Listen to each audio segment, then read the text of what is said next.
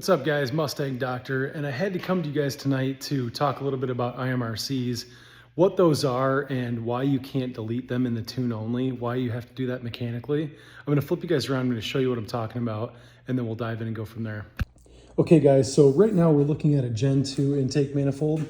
Nothing special, just a Gen 2 intake manifold, but I'm going to flip it around so you guys can see the IMRCs, and I can dive in a little bit on what I'm talking about when it comes to IMRCs, and hence the title of the video, why you can't just delete these in the tune file. But we're going to start out with just the simplicity of the IMRCs, what they are, how they work, and what the details are on them. So first and foremost, probably could have showed you guys this up top, but these are two vacuum solenoids. So these run the IMRCs off of a vacuum boost, and they use a logic in the tune file under the IMRC airflow logic, and that logic decides really and dictates when these IMRC flaps are going to open.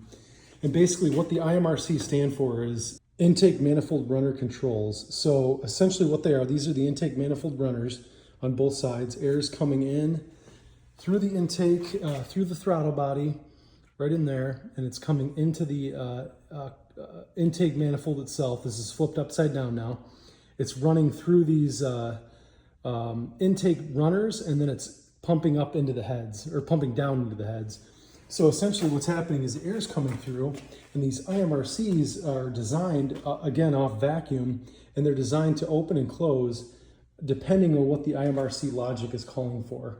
And the reason why Ford did this is because they wanted to control emissions, they wanted to control torque down low and torque up top, and they use it on a ton of logic. A lot of guys will delete these, especially on boosted cars, but a lot of guys, I should say a good amount of guys will still delete these even on NA cars.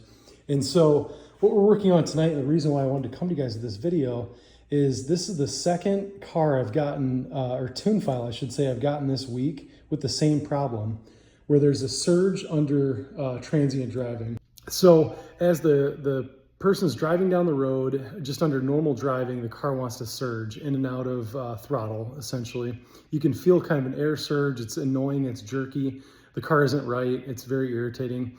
And basically what that is someone got a hold of the tune file and they tried to delete the IMRCs without physically deleting them in the intake manifold runners. And I'll show you guys that here in a second. We jump back into the intake itself. But I think what happens is a lot of guys think they can just go right into the tune file. I'll show you guys that right now, actually. So just a quick run through, just very high level. We're in the IMRC tab. We're just in HP tuners on this one, but there's a section in here for airflow and IMRC, intake manifold runner control. And I think a lot of guys are thinking that they can just go in and force these open. And so the last two tunes I've fixed for another shop we work with, who didn't do the tuning on these, we fixed them by just recalibrating the tune file. But I think the person that had a hold of these before was trying to force the IMRCs open, maybe for more power, I'm guessing. And they just did this through the tune.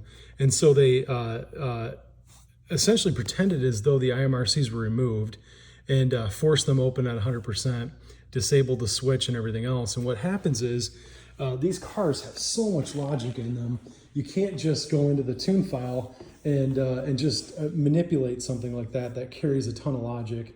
And the reason for that is these IMRCs, if you guys can see, again, vacuum solenoid driven. Obviously this is off the car, so I'm not gonna be able to show you that. This side's broken.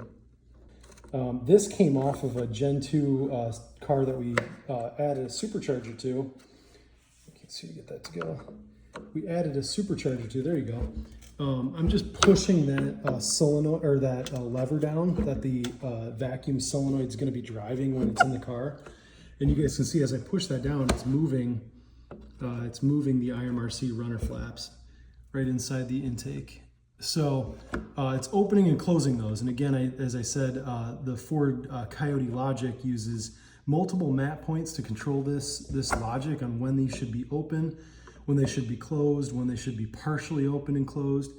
And so the problem is just by going into the tune and adjusting that, the car, it runs off vacuum, so it's not running off electronics necessarily.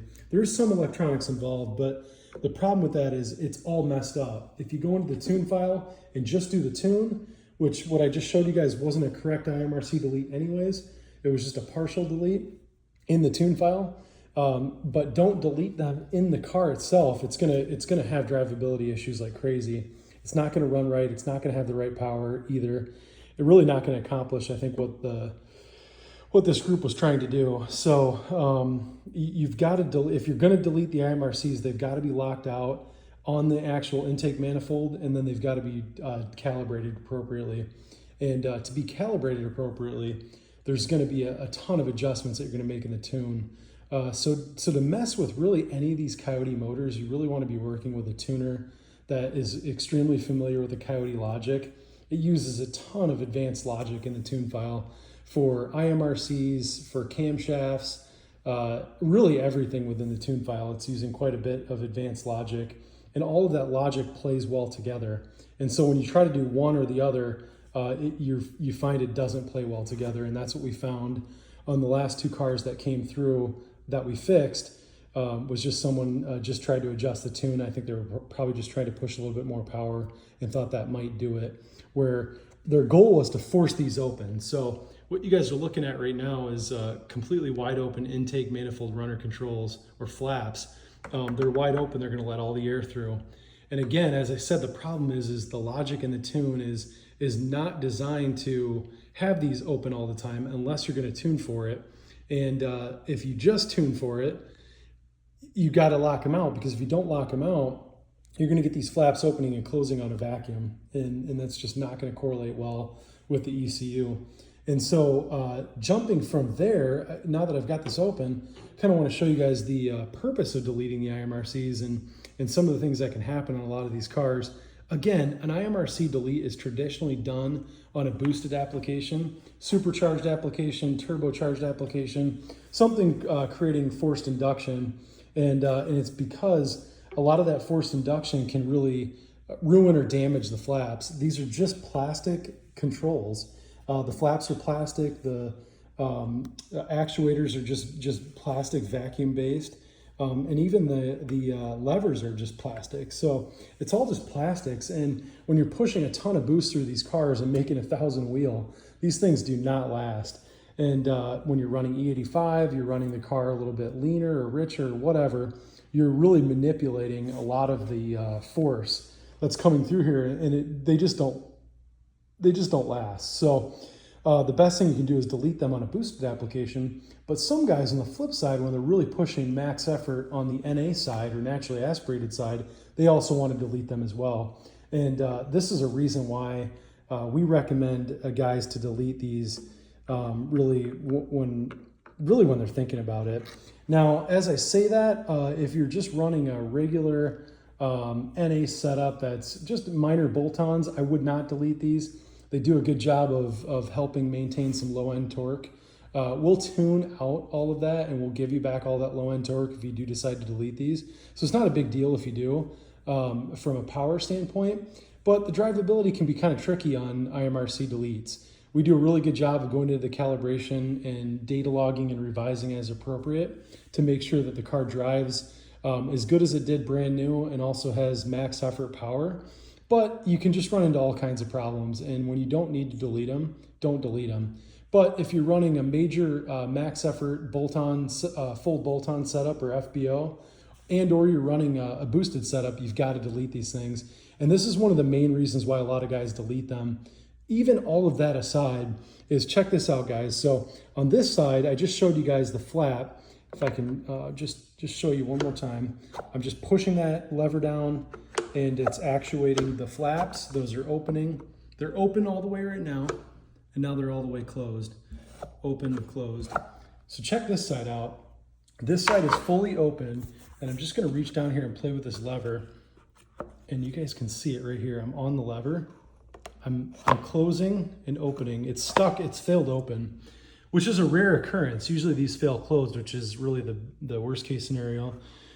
But either way, once they fail, and it's best just to delete them right out or just swap the manifold. So you guys can see, if you can see, that's the flap right there. It's that groove right there. That flap is sitting in the inlet. And that should, when I press this lever down, you can hear that vacuum solenoid moving around in there, that pressure valve. And look at that. They're not moving at all. This intake manifold runner is stuck open. It's failed open. Either something's broken in the lever or the actuator, and or the flaps are just stuck. They're oiled shut. They're basically just glued against there essentially at this point. And that happens a lot. This is a Gen 2 manifold off of a 112,000 mile Mustang that we swapped for a Boss intake manifold when we did the supercharger install, and rightfully so. I mean, it was time to switch that anyways when he was going boost, but I'm glad we did, because the customer didn't even know about this, and these were stuck. They were failed shut. So that's why you want to delete these things for the most part, is because they fail quite often. And this is a 112,000 mile intake manifold, but you know, I've seen it happen on some of the newer ones, some of the newer intake manifolds with only 30, 40,000 miles on them, especially when they go boosted. So these don't last. It's all plastics. So if you get the chance to delete them, do it. They've got to be fully tuned and calibrated. You can't just go into the tune file and turn off or force them open and just turn off a few switches. It does not work. There's a whole host of IMRC and variable camshaft tables that need to be adjusted in the tune file to get these to run appropriate, to idle appropriate, to drive smoothly without surging, and then to have max effort wide open throttle power.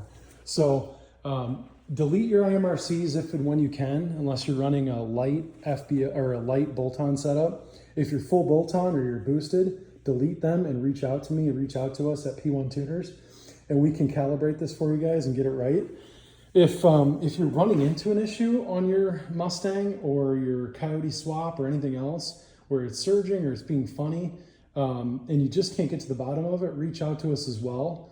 We've got a host of advanced calibrations and data logging software that we work with a lot of Ford dealerships as well and help them get to the root of some of the problems that they run into, even on some of the newer stuff. So if we can help you guys out, you're running into an issue, just reach out to us, and we'd be happy to take a look at some data logs for free and see if we can dive into the problem and help you figure it out.